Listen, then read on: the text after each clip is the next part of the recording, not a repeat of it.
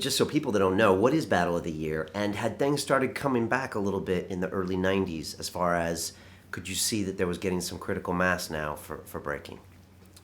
1989, 1990, I think was a very important year in Germany, where things really started happening again. I blame Peter Kreutzer, who was the head of the Euro Graffiti Union in Germany. He was from Munich. He was a professor. I think he was an art professor. I don't really know. I never really met the guy. And he started organizing hip-hop jams in youth clubs in Germany. First one, I think, was in Munich, but I wasn't there.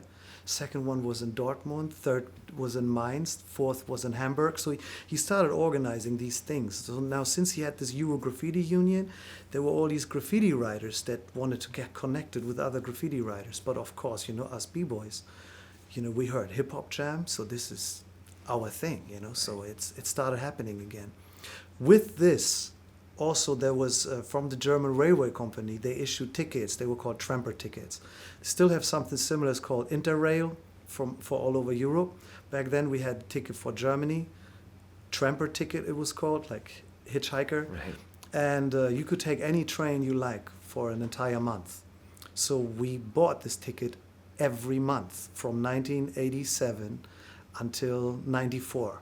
Then the German railway company, they dropped it, I guess because they had too much trouble with the graffiti guys, because now they were going all over Germany and they couldn't sort out anymore who was coming from where and so on and on. So damage was done big time. Spray painting trains. Yeah. Okay.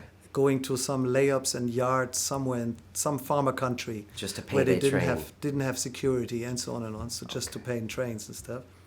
So, but with that ticket and because of the hip-hop jams, everything started growing quite quickly. So the whole of Germany became like one subway map, basically, because we didn't have to pay. And already 1 or 2 hip-hop jams, they paid us the ticket. So now imagine there's like 8 hip-hop jams a month. It was perfect for us. So that was our forum. That's how we grew. And then by 1990, the first national breaking competition organized by the community was happening in Hanover by Thomas Hagenritter, who's then a year later started Battle of the Year. Okay. Yeah, and that was then in 91. And in 91, first Battle of the Year, we won and we bought our tickets to New York from the prize money. So we went to New York, tried to find, the last Mohicans, the last people that were still doing it, and kind of like, what happened was that the New Yorkers that were there, they were pretty much out of shape, I would say. We met Quickstep, who was in my opinion, who was the only really active guy still doing it, training it and living a B-boy life on how we knew it, like philosophizing, talking about B-boying all day and hanging out and spending time and we met part of Rocksteady, we met Crazy Legs, we met Mr. Wiggles, we talked to them and they were looking at us like, what?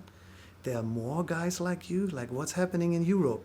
And when we told them like how big it's become in Europe again, that's, I guess, also that kind of like it woke them up and they were like, look, how's that happening? Like Right. that it's so big in Europe and here there's nothing. Because it had died in America at the same time, mid-'80s probably.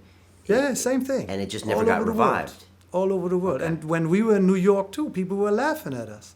Everywhere we went. When we went to clubs, I remember we went to clubs with Quickstep, and Quickstep was like, well, you really want to break here now? We were like, yeah. It's like, well, all right, go ahead. So we started to throw down, and people were laughing. Because they thought it was old and what corny. What are you guys? Yeah, and absolutely. Did that ever bother you? Not really. I mean, we were used to it from Germany too, but we were so self-assured that what we were doing was good. So there were always a few people that liked it, and they gave us more confidence than anybody else that said, look guys, like, what are you doing? We were so sure about what we were doing and that this is our way. That we didn't care. That was a funny incident. I remember this one time I was with Emilio, one of the guys, one from our crew. We were on a train and we also dressed like in Beat Street days, right? So we had this Puma Beat Street suit we had Kangol, so, and we were on the subway train, and we were just going through Harlem, going to the Bronx. And there were these guys sitting there. They must have been like 15, 16 or something. And so we were standing on the subway, and they were looking at us. And I was looking back, and I was like, what's up? And they were like, yo, you guys just got out of the joint? They thought that we were in prison because we were wearing clothes from 10 years ago. It was so funny. Yeah, but we really lived it like that. For us, this was our uniform. But also in Europe, it meant a lot more. In Europe, when we were looking for old breakers, when we were looking for B-boys and other hip-hoppers in cities we've never been to. Now, don't forget, we had this tramper ticket. We didn't have to pay for any trip. So we would go to cities where we only knew, like we had names, but we didn't know where they were. So we went to the city, we went to the first McDonald's because we knew hip-hoppers, they like McDonald's. We sat down, got our French fries and maybe, I don't know, something to drink. And we would wait until the first person would come in with Adidas Superstars or some gear from back in the days that was straight hip-hop.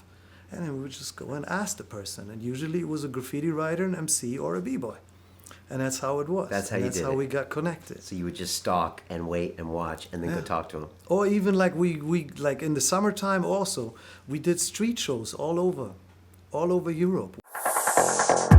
Continue watching this fascinating conversation for free by clicking on the link below to visit our website, learn from the best minds in the world, and connect with a community of passionate people building the best versions of themselves.